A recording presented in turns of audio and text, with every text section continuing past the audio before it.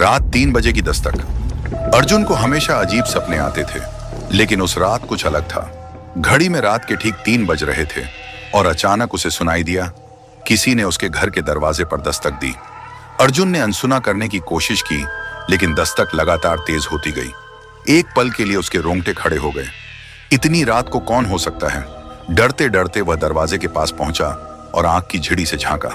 बाहर कोई दिखाई नहीं दिया, लेकिन जैसे ही उसने दरवाजा खोलने का फैसला किया, उसे लगा किसी ने फुसफुसाकर उसका नाम पुकारा, अर्जुन, अर्जुन। उसकी रीढ़ में ठंडक दौड़ गई। उसने फौरन दरवाजा बंद कर लिया। अर्जुन का दिल तेजी से धड़क रहा था। वह बिस्तर पर जाकर लेटा ही था कि खिड़की पर अचानक 3 जोरदार खटखटाने की आवाज आई। हिम्मत जुटाकर उसने पर्दा हटाया और खिड़की के बाहर किसी की धुंधली परछाई खड़ी थी, जिसकी आंखें अंधेरे में चमक रही थीं। अर्जुन ने खिड़की को भी कसकर बंद कर दिया और खुद को कंबल में छिपा लिया, लेकिन वो अजीब फुसफुसाहट रुकने का नाम नहीं ले रही थी। सुबह होते ही वह गांव के पुजारी के पास गया। पुजारी ने यह सुनते ही अर्जुन से कहा, तुमने वो दरवाजा नहीं खोला, ये अच्छा किया। वो आत्मा अपने शिकार को दरवाजा खोलने के लिए मजबूर करती है। अगर तुमने दरवाजा खोल दिया होता तो आज तुम यहां नहीं होते। अर्जुन ने कभी उस रात का सच किसी को नहीं बताया, लेकिन उसे आज भी हर रात ऐसा लगता है कि कोई उसकी खिड़की के बाहर खड़ा है, बस इंतजार कर रहा है। क्या आप जानते हैं कि रात 3 बजे की दस्तक का क्या मतलब होता है? अर्जुन के साथ जो हुआ वो किसी बुरे सपने से कम नहीं था। क्या यह किसी आत्मा का प्रकोप था या बस उसका वहम? जानने के लिए पूरी कहानी देखें और अपने विचार हमें कमेंट्स में बताएं। कहानी की शुरुआत वहीं से होती है जहां पिछली कहानी खत्म हुई थी। अर्जुन ने उस रात अपने दरवाजे पर दस्तक और खिड़की के बाहर लाल आंखें देखी थीं। वह पुजारी की चेतावनी के बावजूद चैन से नहीं बैठा। उसे लगने लगा कि इस घटना के पीछे कोई पुराना रहस्य छिपा है, जो उसी के गांव से जुड़ा है। अर्जुन ने ठान लिया कि वह इस रहस्य की गहराई में जाएगा, चाहे कुछ भी हो जाए। अर्जुन ने उस रात अपने दरवाजे पर दस्तक और खिड़की के बाहर लाल आंखें देखी थीं। वह पुजारी की चेतावनी के बावजूद चैन से नहीं बैठा। उसे लगने लगा कि इस घटना के पीछे कोई पुराना रहस्य छिपा है, जो उसी के गांव से जुड़ा है। अर्जुन ने ठान लिया कि वह इस रहस्य की गहराई में जाएगा, चाहे कुछ भी हो जाए। अर्जुन अगली सुबह गांव के सबसे बुजुर्ग व्यक्ति बाबा लक्ष्मण के पास गया। लक्ष्मण बाबा ने पहले तो कुछ भी बताने से मना कर दिया, लेकिन अर्जुन के बार बार पूछने पर धीरे धीरे उसने कहना शुरू किया, ये जो पेड़ है ना, वो कोई साधारण पेड़ नहीं है। इसे मृत्यु वृक्ष कहा जाता है। इस पेड़ की जड़ें उस जगह पर हैं जहां कई साल पहले गांव के एक सन की तांत्रिक ने मरे हुए लोगों की आत्माओं को कैद कर दिया था। उसने काली विद्या के जरिए इन आत्माओं का इस्तेमाल अपनी ताकत बढ़ाने के लिए किया, लेकिन एक दिन गांव वालों ने उसे मारकर उसी पेड़ के नीचे दफना दिया। तब से जो भी इस पेड़ के पास जाता है, वो या तो मारा जाता है या पागल होकर लौटता है। अर्जुन के मन में डर और उत्सुकता दोनों बढ़ गए थे। बाबा लक्ष्मण ने उसे चेताया, इस पेड़ से दूर रहो बेटा, ये आत्माएं सोई हुई हैं, लेकिन अगर इन्हें जगाया तो तुम भी उनकी गिरफ्त में आ जाओगे। अर्जुन ने उस रात अपने बचपन के दोस्त करण को भी इस रहस्य में शामिल कर लिया। दोनों ने तय किया कि वे आधी रात को उस पेड़ के पास जाएंगे और देखेंगे कि वहां क्या है। रात 12 बजे दोनों चुपचाप गांव से निकले। रास्ता अंधेरा और सुनसान था। चारों ओर गहरा सन्नाटा फैला हुआ था। ठंडी हवा के झोंके उनकी रीढ़ में सिहरन पैदा कर रहे थे। चलते चलते आखिरकार वे उस शापित पेड़ के पास पहुंचे। पेड़ की शाखाएं अजीबोगरीब आकृतियों में मुड़ी हुई थीं, मानो वे किसी को पकड़ने के लिए तैयार हों। अर्जुन ने एक टॉर्च जलाकर पेड़ की जड़ के पास देखा। वहां उसे टूटी हुई मूर्तियां, पुराने तावीज और जले हुए दीपक मिले। करण ने एक खुरदुरा तावीज उठाया, लेकिन उसे पकड़ते ही हवा में एक भयानक चीख गूंज उठी। अचानक से पेड़ की शाखाएं जोर जोर से हिलने लगीं, मानो किसी तूफान ने उन्हें घेर लिया हो। अर्जुन और करण डर के मारे भागने लगे, लेकिन रास्ता जैसे और लंबा होता जा रहा था। हर कदम के साथ उन्हें ऐसा महसूस हुआ जैसे कोई उनका पीछा कर रहा हो।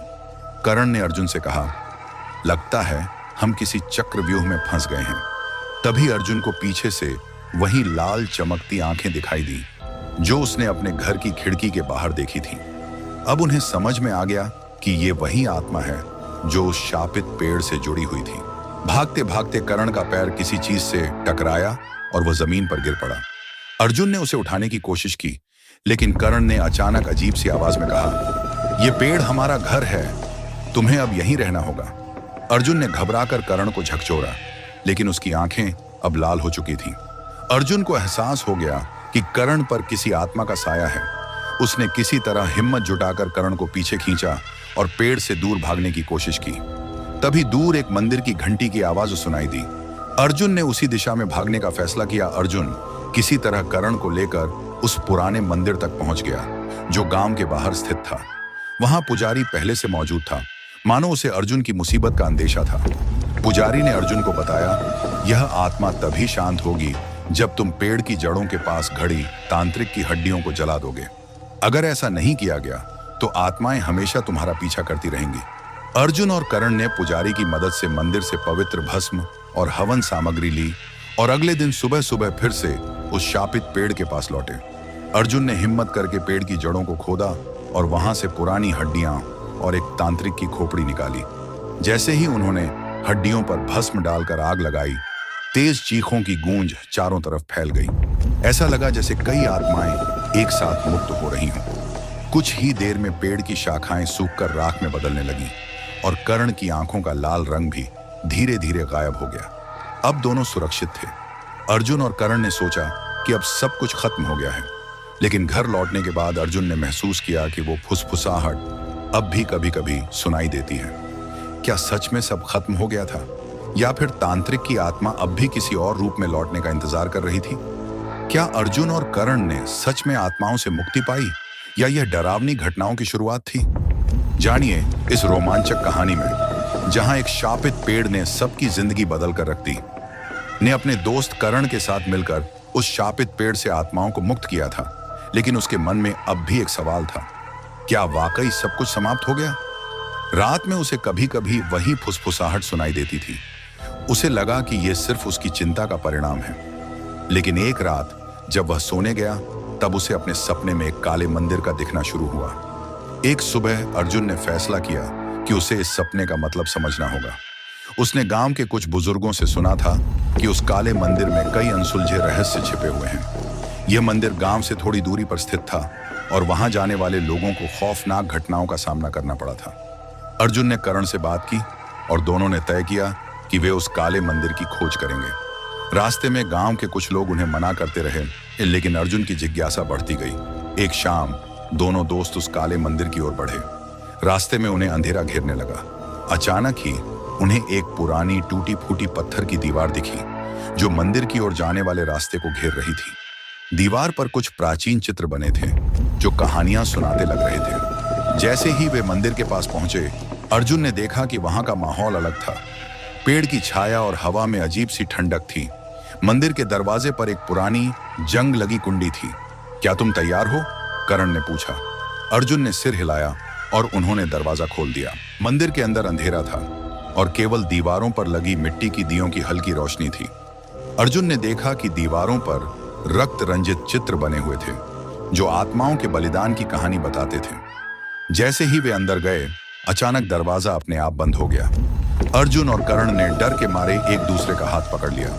तभी उन्हें एक अजीब आवाज सुनाई दी, कौन आया है मेरी शांति को भंग करने? अर्जुन ने हिम्मत जुटाकर कहा, हम सिर्फ सच्चाई जानने आए हैं। रहस्यमय साया ने आवाज में फिर से कहा, सच्चाई कभी आसान नहीं होती। तुमने मेरे साए से मुक्ति पाई, लेकिन मेरे मंदिर की शक्ति अब भी जिंदा है। तुम में से एक को मेरे अंधेरे राज का सामना करना होगा। अर्जुन और कर्ण एक दूसरे की ओर देखे। तभी मंदिर के बीचों बीच एक काले साए ने आकार लेना शुरू किया। वह एक पुरानी आत्मा थी, जो अभी भी उस मंदिर की रक्षा कर रही थी। तुम्हारे पास केवल एक मौका है। अगर तुमने मेरा राज खोला तो मैं तुम्हें मुक्त कर दूंगा, लेकिन अगर तुम हार गए तो तुम हमेशा के लिए मेरे साथ रहोगे, साया बोला। साया ने एक चुनौती पेश की। अर्जुन को 3 सवालों के जवाब देने थे, जो इस मंदिर के इतिहास से जुड़े थे। अगर वह सही जवाब देता तो उसे अपनी जिंदगी वापस मिल जाएगी, लेकिन अगर गलत जवाब दिया तो उसे उस साए का शिकार होना होगा। इस मंदिर का निर्माण किसने किया? अर्जुन ने ध्यान से सोचा और कहा, यह मंदिर उस तांत्रिक ने बनाया था, जिसने अपनी शक्ति बढ़ाने के लिए आत्माओं को बांध रखा था। साया ने सिर हिलाया और उसे सही माना। कौन सी आत्मा इस मंदिर की रखवाली करती है? अर्जुन ने संकोच किया, लेकिन कहा, यह आत्मा तांत्रिक की है जो अपने कर्मों के लिए अब तक बंधी हुई है। साया ने फिर से सिर हिलाया। क्या तुम मुझे मुक्त करोगे? अर्जुन ने हिम्मत जुटाते हुए कहा। अगर तुम सच में बंधी हो तो तुम्हें अपनी शांति के लिए खुद को मुक्त करना होगा। तुम्हारे अपराधों का भार तुम्हें ही उठाना होगा। साया हंसने लगा और कहा, तुमने बहुत अच्छा किया, लेकिन मैं हमेशा के लिए मुक्त नहीं हो सकता। तुमने मेरी पहचान को खोला है, लेकिन मेरे अंधेरे के पीछे एक और साया है। साया अचानक एक तेज रोशनी में विलीन हो गया और मंदिर का दरवाजा खुल गया। अर्जुन और कर्ण बाहर निकले, लेकिन अब उन्हें एक नया खतरा महसूस हुआ। उन्हें पता चला कि इस मंदिर के पीछे और भी कई आत्माएं थीं जो अब उनकी खोज में थीं। यह सब खत्म नहीं हुआ अर्जुन, तुम्हें और भी गहरे रहस्यों का सामना करना होगा, कर्ण ने कहा। अर्जुन ने तय किया कि वह इस रहस्य को जानने की कोशिश करेगा। अब उसकी जिंदगी में एक नया खतरा था और वह जानता था कि उसकी यात्रा अभी खत्म नहीं हुई थी। क्या अर्जुन ने सच में उस काले मंदिर के रहस्य को समझ लिया, या अब भी उसे और खतरों का सामना करना है? जानिए इस डरावनी कहानी में, जहां एक पुरानी आत्मा की पहचान से एक नया खतरा उत्पन्न होता है। अगली कहानी में एक और रहस्य का पर्दाफाश होगा। क्या अर्जुन इस नए खतरे का सामना कर पाएगा, या उसकी जिदंगी एक और रहस्य में बदल जाएगी? इस वीडियो का अगला पार्ट जल्दी अपलोड हो जाएगा। कृपया चैनल को सब्सक्राइब कर लीजिए। धन्यवाद।